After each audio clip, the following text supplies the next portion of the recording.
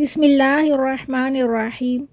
حضرت علی رضی اللہ تعالی عنہ نے یمن میں اپنے نمائندے کو خط لکھا اور اس سے درخواست کی کہ لوگوں کے ساتھ عدل و انصاف سے پیش آئے، اور آخر میں اس سے چاہا کہ 10 لائق ترین اور اپنے معتمد افراد کو ایک خاص کام کے لیے حضرت علی رضی اللہ تعالی عنہ کے پاس بھیجے۔ اس نمائندے نے 10 لوگوں کو جو بہترین اور افضل تھے منتخب کیا۔ ان 10 لوگوں میں عبد الرحمن ابن ملجم بھی شامل تھا۔ جب یہ لوگ حضرت علی رضی اللہ تعالی عنہ کے پاس پہنچے، ابن ملجم جو کہ شجاع اور فصیح و بلیغ تھا، اس کو ان لوگوں نے بات کرنے کے لیے آگے کیا کہ حضرت علی رضی اللہ تعالی عنہ سے گفتگو کرے۔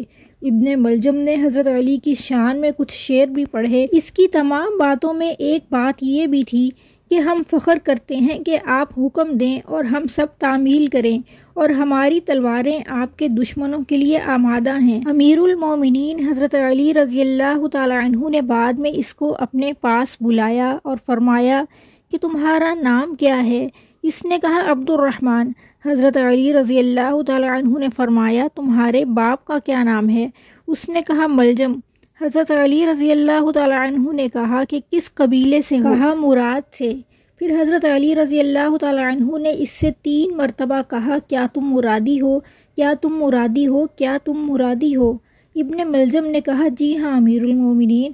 اس وقت حضرت علی رضی اللہ تعالی عنہ نے کلمہ ترجیح یعنی انا للہ و انا الیہ راجعون پڑھا۔ ابن ملجم صفین اور نہروان کی جنگوں میں بھی حضرت علی رضی اللہ تعالی عنہ کے ساتھ تھا۔ جب لشکر اسلام نے خوارج پر غلبہ حاصل کیا تو ابن ملجم نے کہا اے امیر المومنین، مجھے اجازت دیجیے میں سب سے پہلے کوفہ جا کر آپ رضی اللہ تعالی عنہ کی فتح و کامرانی کی خوشخبری کوفہ والوں کو دوں۔ حضرت علی رضی اللہ تعالی عنہ نے پوچھا تمہارا مقصد اس کام سے کیا ہے؟ اس نے کہا میں چاہتا ہوں کہ اللہ مجھ سے راضی ہو جائے کہ حضرت علی رضی اللہ تعالی عنہ کی کامیابی سے لوگوں کے دل خوش کروں۔ حضرت علی رضی اللہ تعالی عنہ نے اجازت دے دی۔ اس نے ایک جھنڈا ہاتھ میں لیا اور کوفہ کی طرف گیا۔ شہر میں داخل ہوا اور بشارت بشارت کی فریاد شہر میں گونجنے لگی۔ اس طرح وہ گلیوں سے گزر رہا تھا کہ قطامہ کے گھر کے پاس پہنچا۔ یہ بہت زیادہ خوبصورت، حسین و جمیل، دولت مند لیکن بدکار و فاحشہ عورت تھی۔ طبقات الکبریٰ جلد 3 صفحہ نمبر 35 پر ابن سعد لکھتے ہیں کہ جب قطامہ نے حضرت علی رضی اللہ تعالی عنہ کی فتح کی خبر سنی تو ابن ملجم کو پکارا تاکہ وہ اپنے باپ اور بھائی کے بارے میں دریافت کر سکے۔ قطامہ اسے اپنے گھر لے گئی، عزت و احترام سے بٹھایا اور مہمان نوازی کی۔ ابن ملجم پہلی ہی نگاہ میں اس کا عاشق ہو گیا، اپنے دین و ایمان کو اس کے ہاتھوں بیچ ڈالا۔ قطامہ نے اپنے باپ اور بھائی کے بارے میں پوچھا جو سپاہ خوارج میں سے تھے۔ ابن ملجم نے کہا کہ وہ سب جنگ میں ہلاک ہو گئے۔ یہ خبر سنتے ہی وہ رونے لگی۔ ابن ملجم اس خبر کو دینے پر پشیمان ہوا۔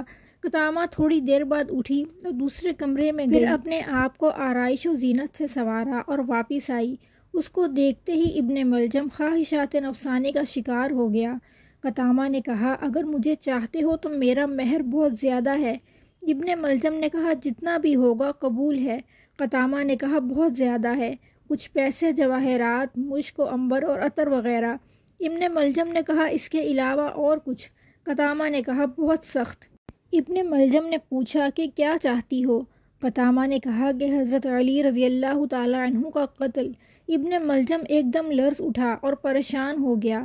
اس سے اگلے دن ابن ملجم کو اطلاع ملی کہ یمن میں اس کا باپ اور چچا مارے گئے ہیں اور اب وہ اپنے باپ اور چچا کی وراثت کا اکیلا مالک ہے۔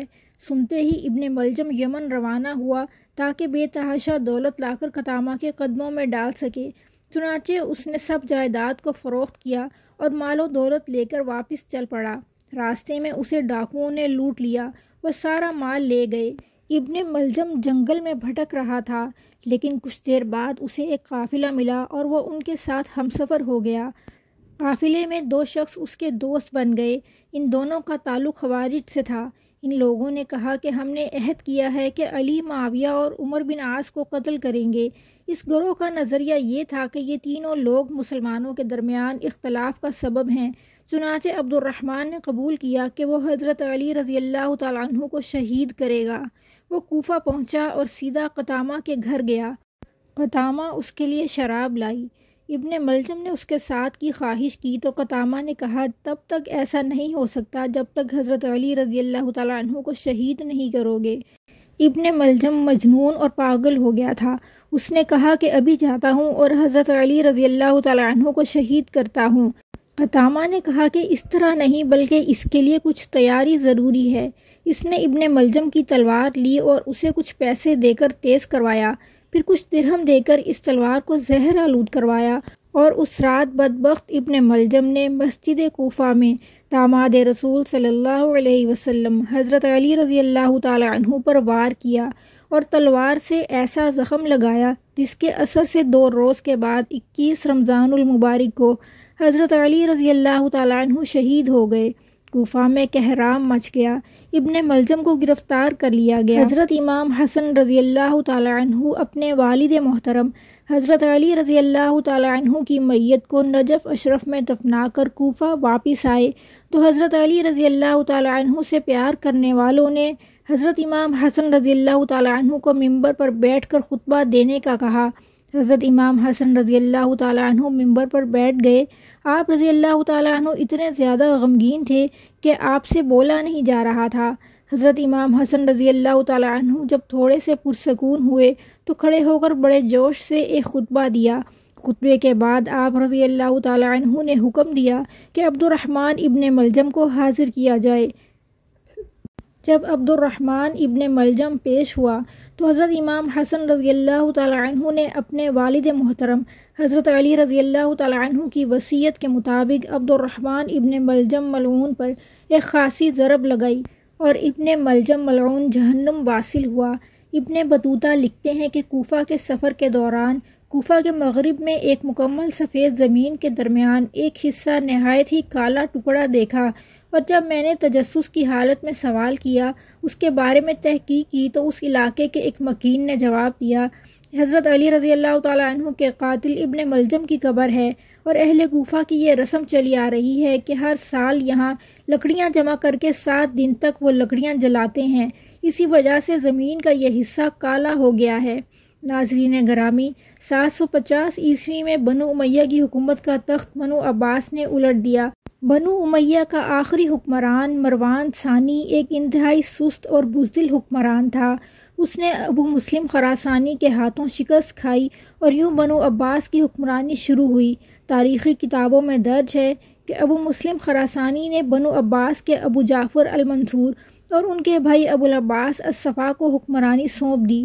اس طرح بنو عباس کے پہلے حکمران ابو العباس نے آتے ہی بنو امیہ کا نام و نشان مٹانے کی قسم کھائی۔ بہت سے لوگوں کو قتل کر دیا گیا اور کربلا کے واقعے میں ملوث تمام کرداروں کی قبریں تک کھودی گئیں اور سب کو سولی پر لٹکایا گیا۔ تاریخ ابن سعد میں لکھا ہے کہ کوفہ میں موجود ابن ملجم کی قبر کو بھی کھودا گیا، لیکن اس قبر میں سانپ بچھوؤں کے علاوہ کچھ نہ تھا۔ ناظرین، ویڈیو پسند آئے تو چینل کو سبسکرائب اور ویڈیو کو لائک کیجیے۔ کمنٹ سیکشن میں اپنی رائے کا اظہار کریں۔ اللہ تعالی ہم سب کا حامی و ناصر ہو۔